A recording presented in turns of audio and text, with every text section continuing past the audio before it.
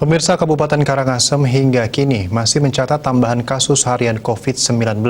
Namun pelaksanaan pembelajaran tatap muka PTM di ratusan sekolah berlangsung kondusif. Saat PTM ada satu hal yang harus diingat, yakni siswa, guru, dan warga sekolah lainnya jangan mengabaikan protokol kesehatan.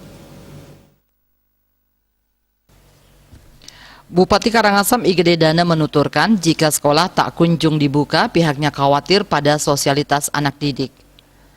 Dengan penuh pertimbangan, PTM di Karangasem pun dilaksanakan. Bupati khawatir jika anak-anak terlalu lama tak berinteraksi, rasa sosialnya berkurang. Namun pengawasan protokol kesehatan tetap harus diperhatikan secara maksimal. Tak seperti sekolah normal, Bupati berharap guru harus lebih dahulu datang dari para siswa. Tujuannya dapat mengawasi penerapan prokes. Jangan sampai siswa berkerumun atau mengabaikan prokes karena tak diawasi. Sementara itu, Kepala Dinas Pendidikan Pemuda dan Olahraga Kabupaten Karangasem I Gusti Ngurah Kartika mengajak sekolah yang belum terverifikasi untuk melaksanakan tatap muka agar segera menyusul. Sekolah dapat melengkapi dengan sarana penunjang prokes sesuai ketentuan. Selain itu, sekolah yang berada di zona merah diharapkan kasusnya bisa segera turun dan dapat segera tatap muka. Yunda Denpos melaporkan.